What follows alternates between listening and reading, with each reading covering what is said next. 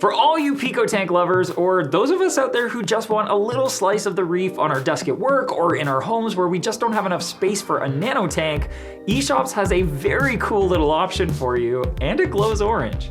Eshopps' take on the desktop pico aquarium is a simple but fun one.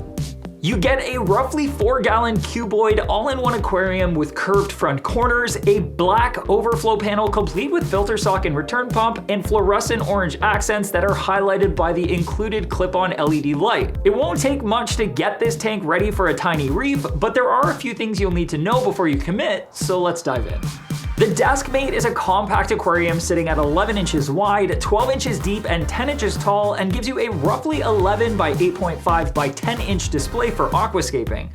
While that is a relatively small space, this is a pico tank after all. It also means that you really only need a few small pieces of rock, or potentially only a single nice piece to create your aquascape. It also means that you could potentially just use a single large magnetic frag rock if you wanted to create a completely floating aquascape. The smallest bag of substrate will also be well more than enough to get a 1/2 inch or 3/4 inch layer of sand on the bottom, and because these pico tanks are so small, you can easily fill it with frags and have it grow into a lush little reef in no time, and a lot more affordably than even a nano tank. The DeskMate has a relatively large filtration section for a pico tank, measuring roughly 11 inches wide, 3 inches deep front to back, and 10 inches tall, and it includes a filter sock for mechanical filtration, roughly 4 3/4 inches of clearance for filtration elements of your choice, and then a single baffle before the return pump. You'll still want to pick up a small heater like the slim Aquil Ultra 25 to keep the water warm, and likely some other filtration elements like extra biomedia or some form of all-purpose chemical media like ChemiPure Elite or Purit. There is, believe it or not, enough room for a protein skimmer. Although it is a tight fit, I was able to get the Eshopps Nano Skimmer into the rear chamber as shown on the box, so that's fantastic. Provided you're okay with moving the clip-on lighting off to the side a little bit, I do find it's a more comfortable fit this way and makes accessing the cup for cleaning easier to do.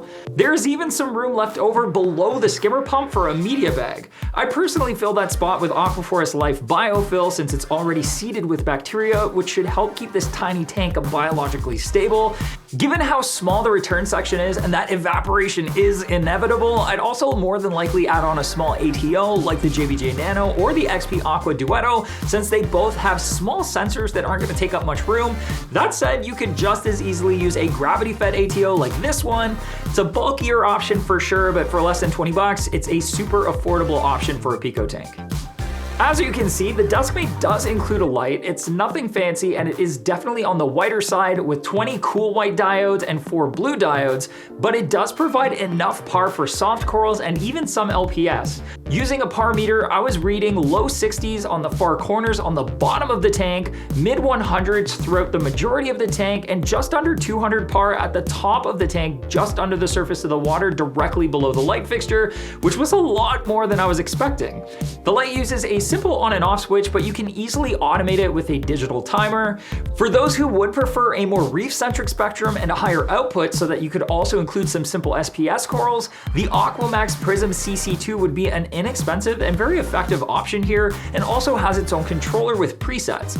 But that upgrade isn't at all necessary. It's just a suggestion for those who would want to be able to have that bluer look.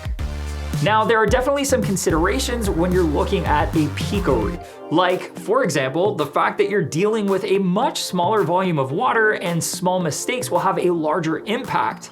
Livestock will also tend to have a larger impact as well, since it's very easy to overstock a small tank. You'll also have far fewer fish options and will most likely need to stick to small or micro goby species and similar tiny reef fish.